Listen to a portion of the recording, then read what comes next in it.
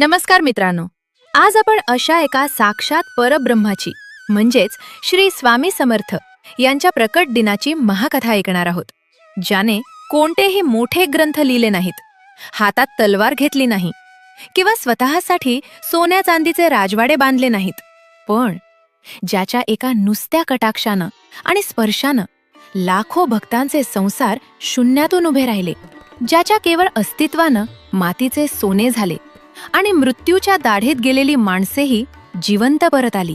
कथा आहे 18 पगड जातींच्या आणि लाखो भाविकांचे सर्वोच्च श्रद्धास्थान अक्कलकोटचे स्वामी साक्षात श्री दत्तगुरूंचा पूर्ण आणि प्रबळ अवतार श्री स्वामी समर्थ यांच्या अत्यंत गूढ, भयंकर आणि अंगावर शहारे आणणाऱ्या अद्भुत प्रकट दिनाची.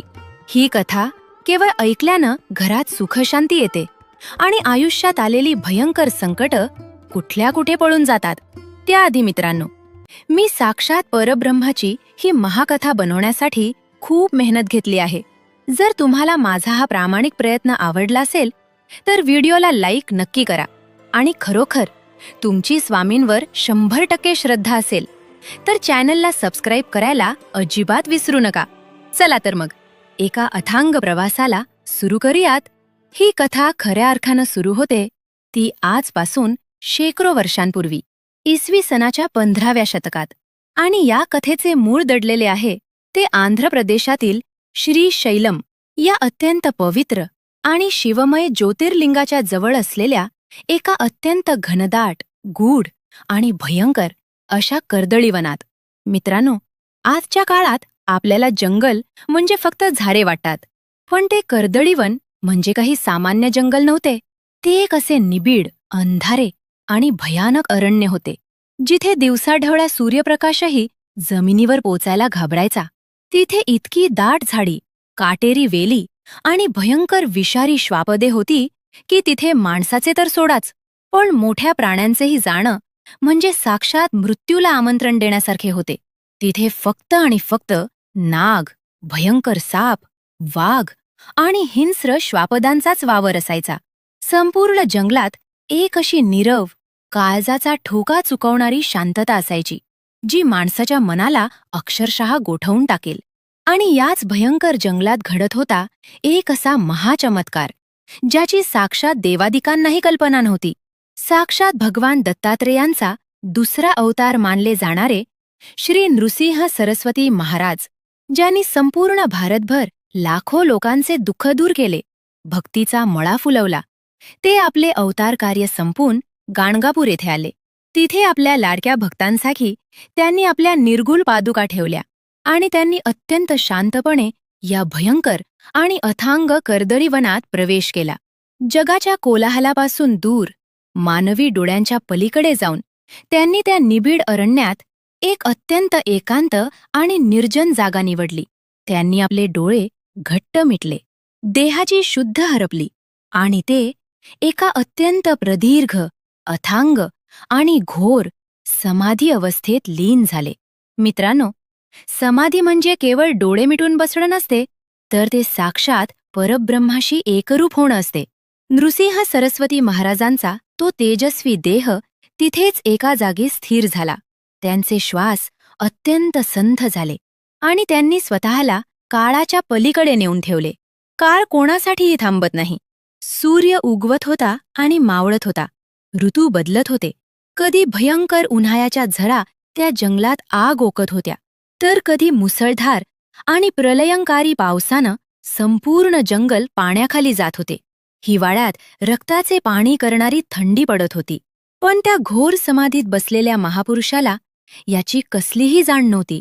वर्ष उलटत होती, दशके सरत होती आणि पाहता पाहता मित्रांनो, 100, 200 नव्हे तर तब्बल 300हून अधिक वर्ष लोटली. 300 वर्ष एकाच जागी बसल्यामुळे निसर्गानंही त्यांच्या भोवती आपला विळखा घट्ट केला होता. त्यांच्या त्या निश्चल आणि तपस्वी देहावर मुंग्या आणि वाळवीने हळूहळू एका प्रचंड मोठ्या आणि भयंकर वारुळाला आकार दिला होता. ते वारूळ इतके मोठे आणि अकराळ विकराळ झाले होते की साक्षात एखादा लहानसा डोंगरच वाटावा. आजूबाजूला काटेरी वेलींचा आणि रानटी झाडांचा भयंकर विळखा पडला होता. त्या वारुळाच्या आत साक्षात परब्रह्म दत्तात्रेयांचा तो महातेजस्वी अंश दडलेला आहे याची कोणालाही सुतराम कल्पना नव्हती. बाहेरचे जग सतत बदलत होते. कित्येक राजांची राज्ये आली आणि मातीत मिसळली. अनेक पिढ्या नष्ट झाल्या. पण त्या वारुळाच्या आत काळ जणू गोठून गेला होता. तिथे एक महातेज अत्यंत शांतपणे प्रज्वलित होते, जे योग्य वेळेची आणि एका एका क्षणाची वाट पाहत होते. आणि अखेर मित्रांनो, तो दिवस उजाडला. नियतीचे चक्र पूर्ण झाले होते आणि जगाच्या कल्याणाची वेळ आता समीप आली होती. एके दिवशी त्या भयंकर कर्दळी वनात एक चेंचू आदिवासी समाजाचा लाकूडतोड्या आपल्या कुटुंबाच्या पोटापाण्याची सोय करण्यासाठी हातात एक अत्यंत धारदार कुऱ्हाड घेऊन शिरला. हा लाकूडतोड्या अत्यंत गरीब आणि अडाणी होता. दिवसभर जंगलात भटक भटक भटकूनही त्याला चुलीसाठी नीट सुकी लाकडे मिळाली नव्हती. अंगातून घामाच्या धारा वाहत होत्या. पोटात भुकेचा भडका उडाला होता. भली मोठी सुकी झाडे शोधत असताना अचानक त्याची नजर एका अत्यंत जुन्या, सुकलेल्या आणि वेलींनी वेढलेल्या एका भल्या मोठ्या झाडावर आणि त्याखाली असलेल्या एका अवाढव्य मातीच्या ढिगाऱ्यावर, वारुळावर पडली. त्याच्या मनात आले, चला आज याच झाडाची लाकडे तोडून घरी नेऊया. त्याने आपल्या हातावर थुंकी उडवली, कुऱ्हाडीची मूठ घट्ट पकडली आणि संपूर्ण शरीराची ताकद एकवटून अत्यंत रागात आणि वेगाने त्याने त्या झाडावर एक महाभयंकर घाव घातला. पण मित्रांनो, नियतीच्या आणि साक्षात देवाच्या मनात काही वेगळेच होते. तो लाकूडतोड्या फक्त एक निमित्त होता. त्याचा तो अचूक नेम अचानक चुकला आणि ती अत्यंत धारदार, प्राणघातक कुऱ्हाड सपकन सटकली आणि थेट खाली असलेल्या त्या शेकडो वर्षांच्या जुन्या आणि भयंकर वारुळावर जाऊन आदळली. खचाक असा एक भयंकर आवाज संपूर्ण कर्दळी वनात घुमला. लाकूडतोड्या लाकडे गोळा करणार तोच, त्याचे डोळे भीतीने आणि आश्चर्याने पांढरे झाले. त्याच्या पायाखालची जमीन अक्षरशः सरकली. कारण ज्या सुकलेल्या मातीच्या वारुळावर त्याने कुऱ्हाड मारली होती, त्या वारुळातून अचानक रक्ताची एक भळभळती आणि अत्यंत लालबुंद धार वेगाने बाहेर वाहू लागली होती. त्या लाकूडतोड्याच्या पायाखालची जमीन सरकली. ज्या सुकलेल्या मातीच्या वारुळावर त्याने कुऱ्हाड मारली होती, त्या वारुळातून अचानक रक्ताची एक भळभळती आणि अत्यंत लालबुंद धार वेगाने बाहेर वाहू लागली होती. तो भयानक आणि अमानवीय प्रकार पाहून त्या गरीब लाकूडतोड्याच्या काळजाचा ठोकाच चुकला. अरे देवा, हे काय अनर्थ घडला? या निर्जन जंगलात, या मातीच्या ढिगाऱ्यातून रक्त कसे काय येऊ शकते? असा विचार करत तो भीतीने थरथर कापू लागला. त्याच्या हातातून ती रक्ताने माखलेली कुऱ्हाड खाली गळून पडली. तो अक्षरशः वेड्यासारखा मागे सरकू लागला आणि पुढच्याच क्षणी, मित्रांनो, संपूर्ण कर्दळी वनात एक असा महाभयंकर आणि डोळे विस्फारणारा चमत्कार घडला, ज्याची साक्षात देवादिकांनाही कल्पना नसेल. त्या वारुळाची माती अचानक दुभंगली. जणू काही धरणी मातेचे पोट फाटले असावे असा एक प्रचंड मोठा आवाज आला आणि त्या हजारो वर्षांच्या जुन्या, काटेरी आणि भयंकर वारुळातून साक्षात कोट्यवधी सूर्यांचे तेज असलेल्या एका अजानुबाहू, दिव्य आणि महातेजस्वी आकृतीने बाखेर पाऊल टाकले. ते साक्षात परब्रह्म होते. ते साक्षात भगवान दत्तात्रेय होते. जे होते आपले अक्कलकोटचे श्री स्वामी समर्थ. त्या लाकूडतोड्याने डोळे विस्फारून त्या महापुरुषाकडे पाहिले. 6.5 फुटांची भव्य आणि रौद्र देहयष्टी, गुडघ्यापर्यंत पोचणारे लांब हात, कपाळावर एक अथांग आणि अलौकिक तेज आणि डोळ्यात साक्षात महादेवासारखी करुणा आणि भयंकर प्रलयंकारी शक्ती. त्यांच्या मांडीवर त्या धारदार कुऱ्हाडीचा भयंकर घाव लागला होता आणि त्यातूनच ते लाल भरक रक्त वाहत होते. 300हून अधिक वर्षांची ती घोर आणि अथांग समाधी आज ह्या एका घावाने भंग पावली होती. तो अडाणी लाकूडतोड्या जीवाच्या आकांताने आणि ओक्साबोक्शी रडत थेट स्वामींच्या चरणांवर कोसळला. जमिनीवर डोके आपटत तो टाहो फोडू लागला. मला क्षमा करा प्रभू, मला माफ करा. मी महापापी आहे. माझ्याकडून घोर आणि भयंकर पाप घडले. मी अडाणी आहे. माझ्या पोराबाळांसाठी लाकडे शोधायला आलो होतो. मला खरोखरच माहीत नव्हते की या वारुळात साक्षात देव बसला आहे. मला शाप देऊ नका प्रभू, मला वाचवा. मित्रांनो, ज्यांच्या हृदयात संपूर्ण जगाविषयी, 18 पगड जातींविषयी आणि मुक्या प्राण्यांविषयी केवळ आणि केवळ अथांग करुणा भरली आहे, तो देव आपल्या भक्तावर कसा रागावेल? स्वामींचे ते रौद्र रूप अचानक शांत झाले. त्यांच्या डोळ्यांतून प्रेमाचा आणि वात्सल्याचा महासागर वाहू लागला. त्यांनी अत्यंत प्रेमाने आणि शांतपणे त्या रडणाऱ्या आणि थरथर कापणाऱ्या लाकूडतोड्याच्या पाठीवरून आपला अभयहस्त फिरवला. त्याला अत्यंत गोड हास्य करत स्वामी म्हणाले, अरे वेड्या, उठ, घाबरू नकोस. यात तुझा काहीच आणि कसलाच दोष नाही. माझ्या प्रगटीकरणाची वेळ आता जवळ आली होती. या जगाच्या उद्धारासाठी मला बाहेर यायचेच होते. तू तर केवळ एक निमित्त आहेस. जा, तुझे कल्याण होईल.